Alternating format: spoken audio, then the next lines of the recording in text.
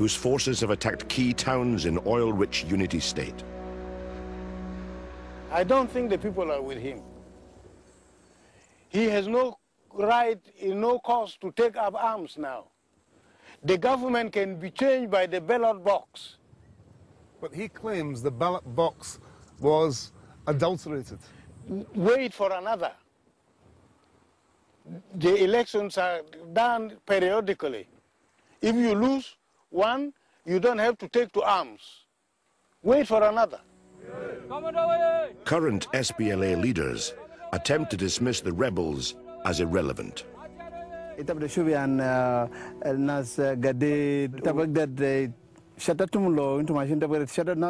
Tawale an beno nas kadede daja basit ana beno man ana beshupo de nas mungkin ya neno ayi kalal beta dagag bas ana mungkin ya nyak chakal mo.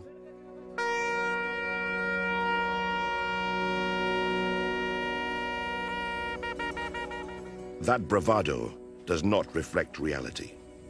The rebellion is in fact growing, and Gadet has publicly accused the SPLA of recruiting child soldiers to fight against him, although the army denies this. The use of children in combat brings back horrific memories for many. Musician Lam Tungwar suffered as a child soldier himself in the last civil war. How long shall we be away from our now, as our hope and dreams seem promising for a while? After peace agreement, just a mile. As a child, I thought having a gun is a game. I have a real gun right now, and I can do whatever I want, and I will be a man, and you know, I will shoot somebody, I'll do this and that. It was exciting in the first move of having a gun.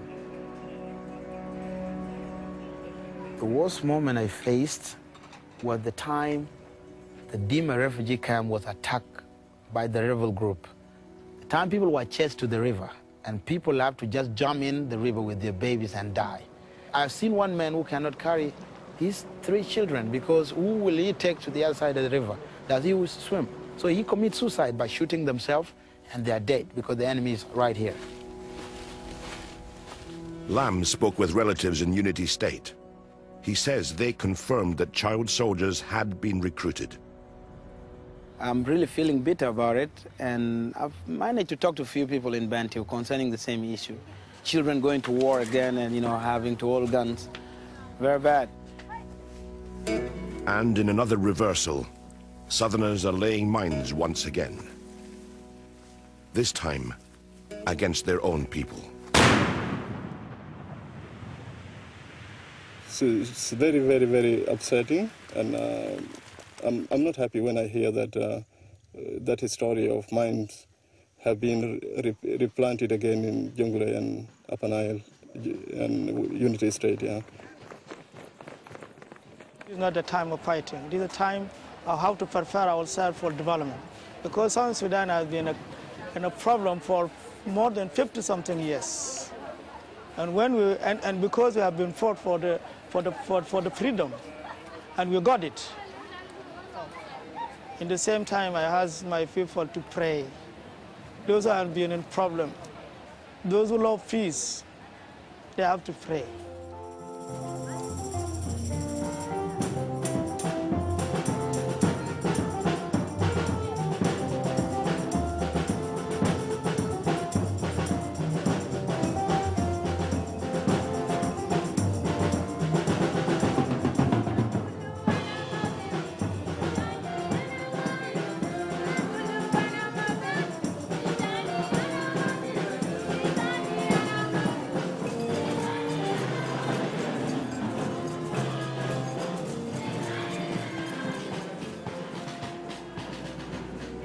Well, there was no option. There was no option for that because people were on the run all the time, and what else could have been done? Or the aid agencies should be focusing now on training people on how to look after themselves, not to be looked after. Because you know the Chinese proverb as well, give man fish and you feed him for the day, and if you teach him how to fish, then you will feed him for the rest of his life. Development specialist Niel Kowal believes the future for South Sudan lies in its land. a country the size of France with a population less than 9 million. Its soil is amongst the richest in Africa, ripe for agriculture. Agriculture sector should be, should be encouraged now because, we have a very wonderful land where even if you can sow a metal nails, it will grow here. If we can get cheaper food, produced here, which will give us money, we'll be able to eat and the cost of food will come down. But an abundance of fertile land doesn't guarantee food security. But it shouldn't have to be this way. This is the state of Western Equatoria in the south of the country. Local people call it the Garden of Eden for its lush vegetation. It should be able to feed all of South Sudan, but the long war with the north made this impossible. This war, this struggle, has taken over 50-something years for the people of South Sudan to get their freedom. So it was not possible for people in order to do especially agricultural activities properly in order to produce enough food that can supply the whole Sudan. But although the civil war ended in 2005, the food at this market in the state capital, Yambio, is barely enough to feed the local population. And walking through the market, the reasons begin to become apparent. Security is everywhere.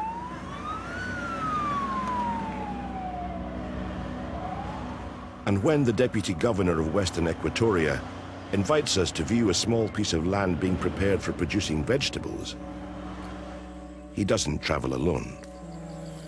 Right here, we are not very safe. That's why we come with all these security forces to be around us. Our problem in the bush is the insecurity, and the main one is the insecurity created by the Lord's Resistance Army, which is a Ugandan rebel, who have moved into the area and devastating and attacking and killing people.